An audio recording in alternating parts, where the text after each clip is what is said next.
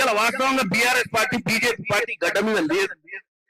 కేవలం మన మధ్యన పంచాయతీలు ఉండి మన మధ్యన సమన్వయం చేసే వ్యవస్థ లేక మనమే ఓడగొట్టుకుంటున్నాం ఒకరినొకరిని మీరు నిజంగా గమనించాల్సిన అవసరం ఉంది. నువ్వు ఇచ్చిన పథకం గురించి చెప్పుకునే పరిస్థితి లేదు. ఊళ్ళే 22 లక్షల మందికి 22,000 కోట్లు నయా పైసలు లేకున్నా ఇచ్చిన మాట నిలబెట్టుకోవాలని 2 లక్షల దాకా రుణమాఫీ చేసినాం. కొంతమందికి రాంది వాస్తవం కూడా వచ్చిన కానీ చెప్పిర్రా పోయి నీకు వచ్చిందని.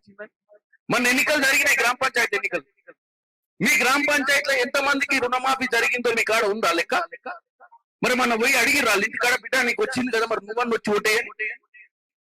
ఎవరెవరికి మన ప్రభుత్వం వచ్చినాక ప్రజాపాలన లబ్ధి జరిగిందో ఆ లబ్ధి లిస్టు తీసుకొని కనుక మనం పోతే మనం ఎప్పటికి ఓడిపోం. ఉండొచ్చు ఆర్థిక ఇబ్బందులు ఉన్నాయి కాబట్టి అందరికి లేకపోయినాం. రాని 10 మంది వచ్చిన 70 మంది ఏమో ఇంట్లో ఉన్నారు రుణమాఫీ. వాడు బయటకు వచ్చి కాంగ్రెస్ పార్టీ పుణ్యాన నాకు 10 ఏళ్ల నుంచి కాలే ఇలా అయిందని చెప్తలేడు. మరి ఎవరు చెప్తుండ్రు? 10 మంది రానోళ్ళు వచ్చి లబో దిబో ఒత్తుకుంటారు.